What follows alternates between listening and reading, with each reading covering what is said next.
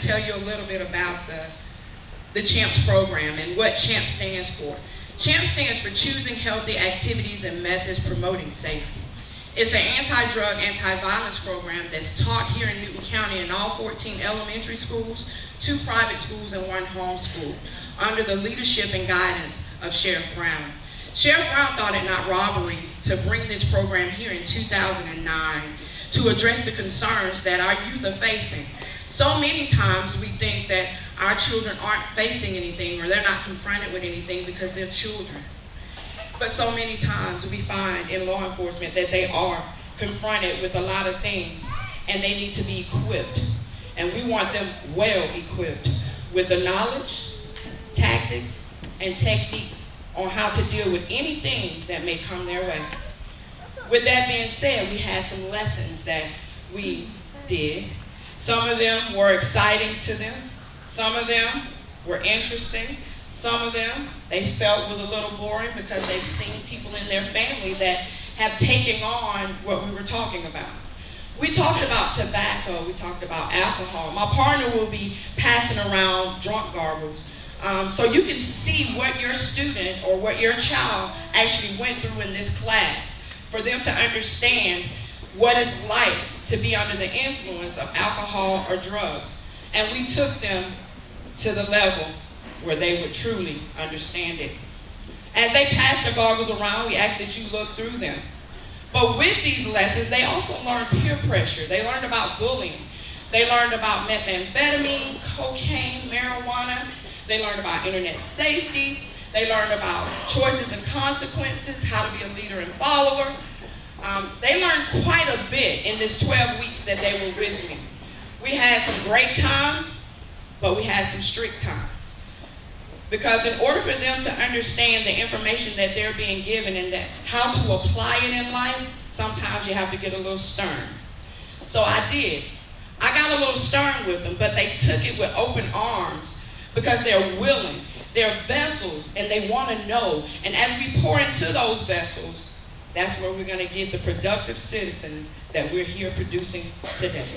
Parents, I want you to know something. I enjoy what I do, but this is it. This is it. They get it, but most of us don't. I can tell you that.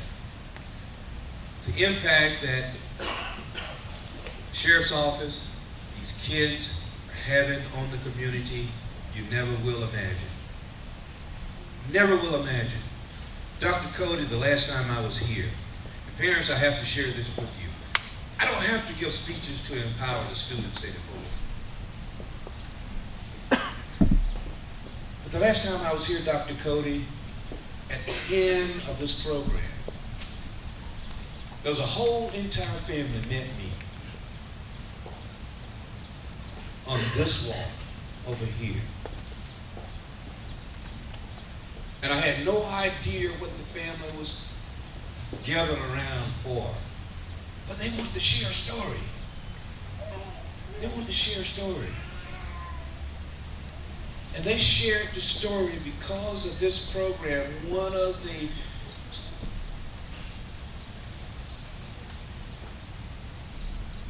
fifth graders who had graduated from one of these classes. The mom. I knew the family from years ago. Was a drug user. And the family walked up and said, Sheriff Brown, thank you for this program. And mom stood there and looked at me and said, because of this program, and because of my child coming back home every day telling me about it, I have been drug-free for 2.5 years.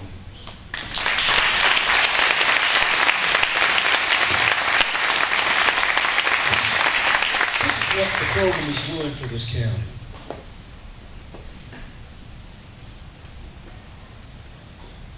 And I'll share the story, the reason why it's so dear, and it will always be dear to my heart, and I will make sure that we push this program within the schools. who was at another school. As they carried on today, they have their essays, they leave it with the instructor. The next day, during graduation, they come up and they read that very same essay. But on this particular day, young lady walked up, had another essay. And the instructor said, here's your essay. And the little girl said, no, I have my own essay today. The little girl went on to start reading the essay, start to talk about a dysfunctional family, start to talking about not having a place to stay, start to talking about not having food to eat, start to talking about having to stay in a car, start to talking about the possibility of being molested, start to talking about all those horrific things. And at the end of that essay, that little girl said, that's me.